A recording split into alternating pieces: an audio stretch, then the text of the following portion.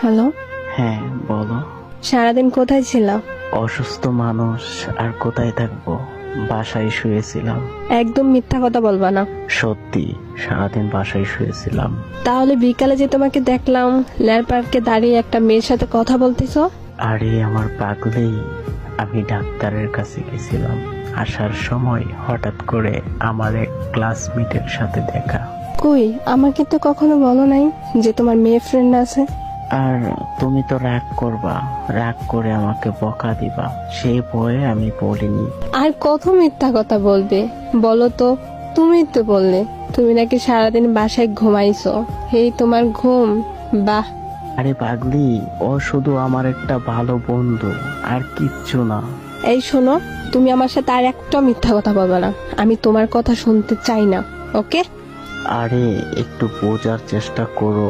আমি ছোট বাচ্চা না, আমি যথেষ্ট পরিমাণ বুঝি। সো তোমার বুঝাইতে হইব না। আরে পাগলি, ও খুব ভালো মেয়ে, আর তুমি তো ওর কথা শুনতে পারো না, তাই তোমাকে বলিনি। আরে সে তো তোমার কাছে ভালো হবেই, কারণ সে তো সিগারেট এনে তোমার হাতে তুলিয়ে দেয়, আর আমি সিগারেট খাইতে তোমাকে মানা করি, তাই না?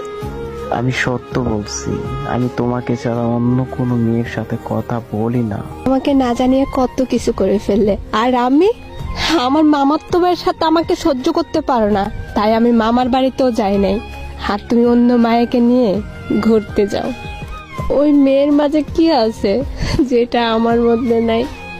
যেই কারণে তুমি আমাকে ছাড়া অন্য মায়ের সাথে ঘুরতে যাও। কেন আমার সাথে এমনটা করলে বলো না? প্লিজ, এবারের মতো মাফ করে দাও।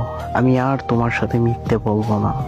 মেয়েটা তোকে অনেক ভালোবাসে, তুই অনেক ভালোবাসোস। তা আমি আর মাঝে থেকে কি করব?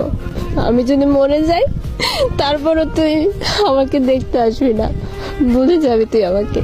বিশ্বাস করো, আমি তোমাকে অনেকটা ভালোবাসি, আমি তোমাকে ছাড়া থাকতে পারবো না।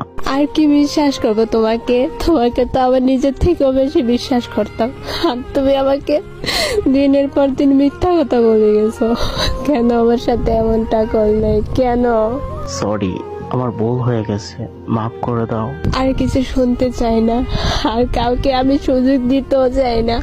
অনেক দেখেছি আমি তোর কাছ থেকে, শুধু আমি কষ্টই পাইছি। তার থেকে ভালো আমার মরে যাওয়া। আমি মানছি আমার ভুল হয়ে গেছে, এবারের মতো মাফ করে দাও। জানি তোকে ছাড়া থাকতে আমার অনেক কষ্ট হইব, কারণ আমি তোর সাথে এক মিনিট কথা না বলে থাকতে পারি নাই। আর এখন আমি সারাটা জীবন তোর সাথে কথা না বলে কিভাবে থাকবো? প্লিজ, এবারের মতো মাফ করে দাও। ওকে, ভালো থাকো আর নিজের খেয়াল রাখো। প্লিজ, আমার সাথে তুমি এমনটা করো না, আমি থাকতে পারবো না তোমাকে ছাড়া। প্লিজ। আর কোনো কথা শুনতে চাই না, ভালো থেকো। হাসিতে হাসিতে